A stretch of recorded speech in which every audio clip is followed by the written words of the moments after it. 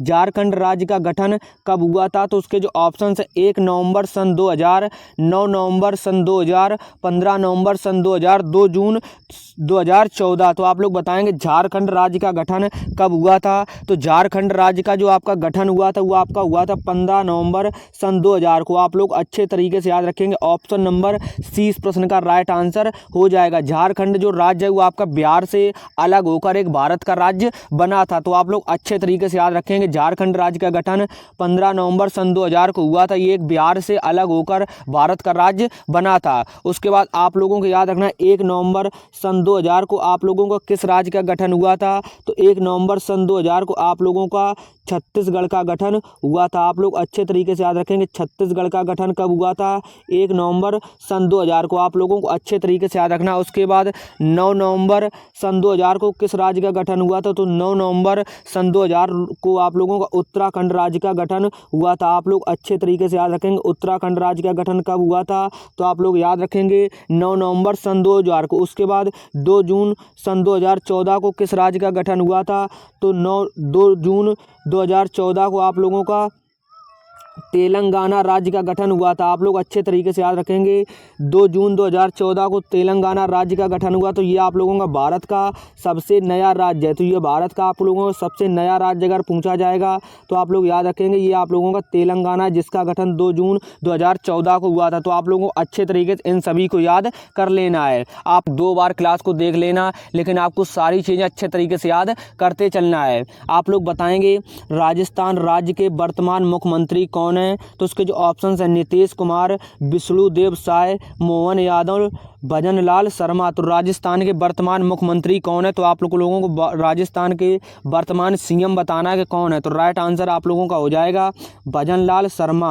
Option number D इस प्रश्न का बिल्कुल राइट आंसर हो जाएगा। राजस्थान के वर्तमान मुख्यमंत्री आप लोगों के भजन Lal Sharma. Option number D इस प्रश्न का बिल्कुल राइट आंसर हो जाएगा। जो आपके नीतीश कुमार हैं ये आपके बिहार के मुख्यमंत्री, आप लोगों को अच्छे तरीके से याद रखना है। बिहार के मुख्यमंत्री आप लोगों के नीतीश कुमार हैं। आप लोगों को अच्छे तरीके से याद रखना है। मैं आपको ये पहले भी बता चुका हूँ, पिछले भी प्रैक्टिस सेट में आपको अच्छे तरीके से याद रखना है। उसके बाद विष्णुदेव साय किस राज्य के मुख्यमंत्री आप लोग बताएंगे? तो विष्णुदेव साय आप लोगों के छत्तीसगढ़ राज्य के मुख्यमंत्री है। छत्तीसगढ़ राज्य के मुख्यमंत्री कौन है?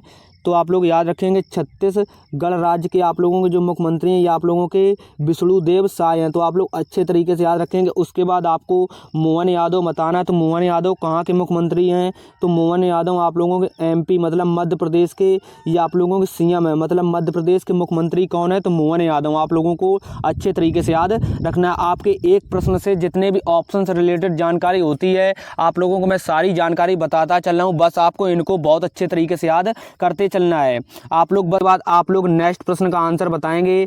मैं नास्तिक हूँ पुस्तक के लेखक कौन है? तो उसके जो ऑप्शंस हैं भगत सिंह, महात्मा गांधी, ज्योतिबा फुले, आर.के. नारायण। मैं नास्तिक हूँ पुस्तक के लेखक कौन है? तो इस प्रश्न का राइट आंसर हो जाएगा ये आप लोगों का भगत सिंह ने ये पुस्तक लिखी थी, मैं नास्तिक हूँ। ऑप्शन नंबर ए इस प्रश्न का बिल्कुल सही जवाब हो जाएगा। कहाँ पर लिखी? तो ये आप लोगों के 1930 में आप लोगों के 1930 में भगत सिंह ने लाहौर जेल में ये पुस्तक लिखी थी।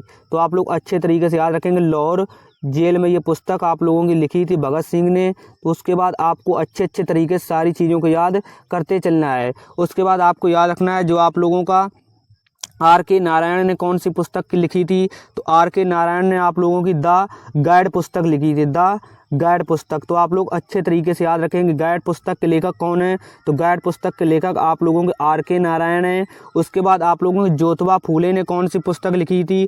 तो ज्योतिबा फूले ने आप लोगों की जो पुस्तक लिखी थी वो आप लोग लिखी थी गुलामगिरी पुस्तक के लेखक कौन है? तो ज्योतिबा फूले हैं। तो आप लोग अच्छे तरीके से याद रखेंगे गुलामगिरी पुस्तक के लेखक कौन है? तो ये आपके ज्योतिबा फूले हैं। तो आप लोगों को अच्छे तरीके से ये सारी चीज़ें याद करते क्या होगा। छत्तीसगढ़ राज्य के वर्तमान मुख्यमंत्री कौन है? तो उसके जो ऑप्शन हैं विष्णुदेव साय, मोहन यादव, भजन लाल शर्मा, मोहन चरण मांझी।